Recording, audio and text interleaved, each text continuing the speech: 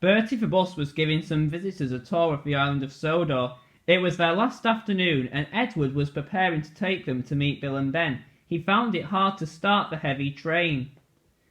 Asked Henry, remarked James. Grunted Gordon. Burst out Duck. Said Boko. Said Edward, as he finally puffed out of the station. Bill and Ben were delighted to see the visitors. They loved being photographed. Later, they took the party to the China Clay Works in the brake van, a special.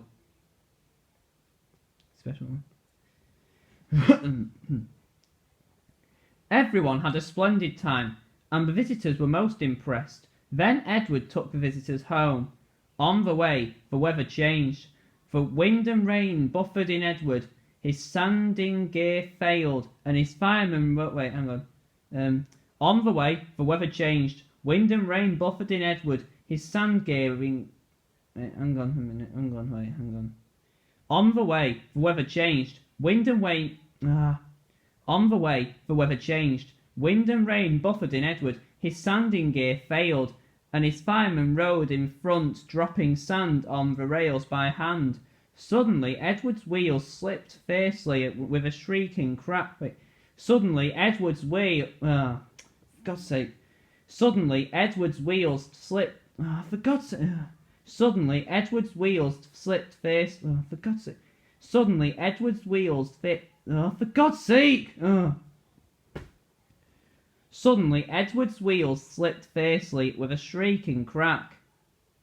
Something broke. The crew inspected the damage. Repairs took some time, said his driver. Promised Edward. Edward puffed and pulled at the Edward puffed and pulled his hardest, but his wheels kept slipping, and he couldn't start the heavy train. The passengers were anxious. The driver, fireman and conductor went along with the train, making adjustments between the coaches. The driver, fireman and conductor went along with the train, making adjustments between the coaches, said Edward.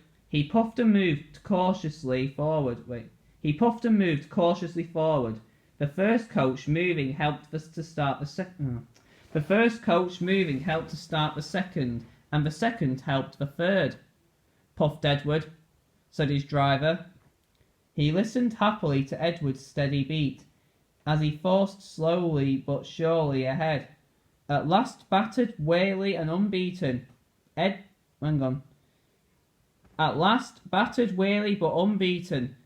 steamed in. Henry was waiting for the visitors with a special train.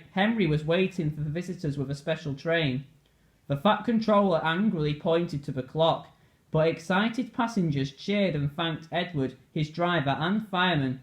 Duck and Boko saw to it that Edward was left in peace.